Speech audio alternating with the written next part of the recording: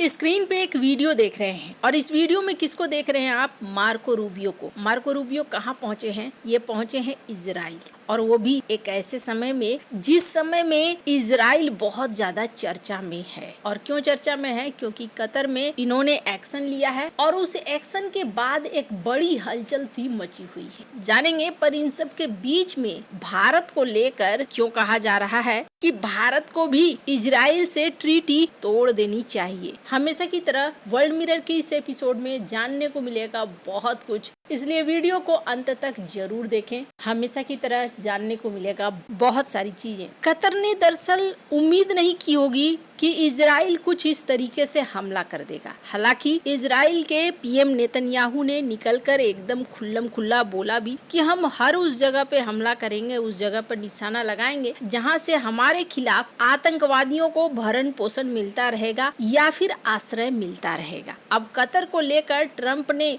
साफ साफ कहा इजराइल को कि भाई तुमने गलत करा है और कतर के साथ हमारे बड़े अच्छे संबंध है, इस तरह का जो काम तुमने किया है ये गलत है, ये बिल्कुल भी स्वीकार्य नहीं है। अब इसी बीच मार्को रूबियो पहुंचे इजराइल और इन्होंने विजिट करी, बातचीत करना चाहिए बेंजामिन नेतन्याहू से। जब ये यहाँ पहुंचे तो स्क्रीन पर इस वीडियो को देख रहे हैं। ये वीडियो अच्छा खासा चर्चा में है इस वक्त। क्यों चर्चा में है? क्योंकि इजराइल यहाँ पर प्रार्थना सभा में मार्को रूबियो को लेकर जा रहा है और मार्को रूबियो प्रार्थना सभा में हिस्सा ले रहे हैं। अब यहाँ पर मार्को रूबियो का आना एक प्रश्न चिन्ह बन रहा है। हालांकि आपको बता दूं, इस प्रार्थना सभा में इस पूरे क्षेत्र में शांति स्थापित हो और प्रेसिडेंट ट्रंप के लिए एक अच्छा समय हो, ये सारी चीजों का प्रार्थना किया गया। लेकिन मीडिया हाउस क्या डिस्कस कर रही है? द गार्जियन की एक खबर को देख सकते हैं। यहाँ पर जो एक्सपर्ट हैं वो ये डिस्कस करना शुरू कर रहे हैं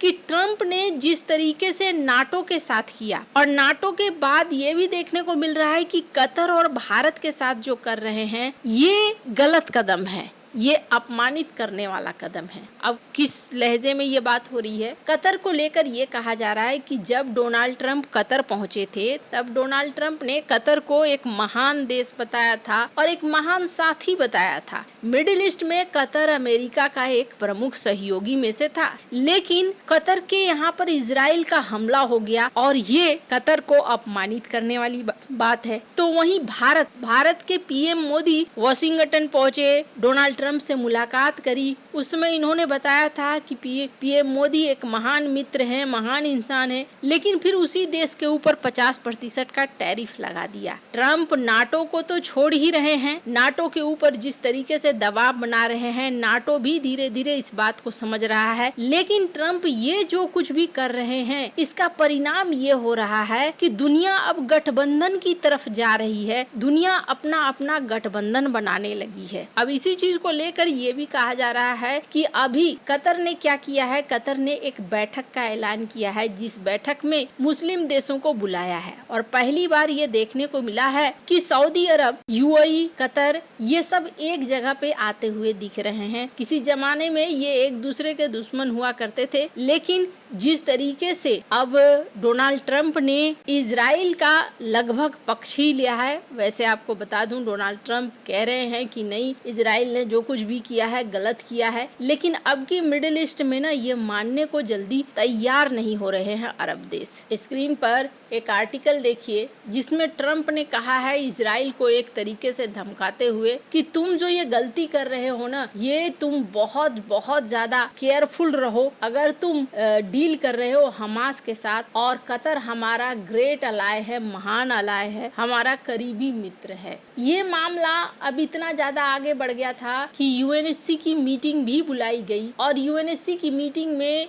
न्यूयॉर्क डिक्लेरेशन की बात होने लगी। अब इसमें क्या था? इसमें मतदान देना था कि दो देश के सिद्धांत का हम समर्थन करते हैं, दो देश होने चाहिए। वैसे आपको बता दूं ये सऊदी अरब के द्वारा और फ्रांस के द्वारा लाया गया एक प्रपोजल था जिसमें कहा गया कि दो देश के सिद्धांत को मान्यता मिलनी चाहिए और बातों से इस समस्याओं को हल करना चाहिए, न कि जंग से, लड़ाई से इस समस्या को हल करने की दिशा में नहीं बढ़ना चाहिए। वैसे आपको बता दूं, इसमें भारत ने भी समर्थन किया है कि हाँ, फिलिस्तीन एक देश बनना चाहिए, लेकिन यहाँ पर इजराइल का मोड कुछ अलग ही दिख रहा है। इजराइल को लेकर कहा जा रहा है कि यूएस विदेश मंत्री का जब दौरा हो रहा था, उसी समय इजराइल ने गाजा को और भी ज्यादा दहलाया और इजराइल का कहना है कि अब तक हमने 6 देशों पे हमला किया है हमास के जो टेरर मॉड्यूल हैं उनको खत्म करने के लिए, और हम अपने अस्तित्व के लिए लड़ रहे हैं।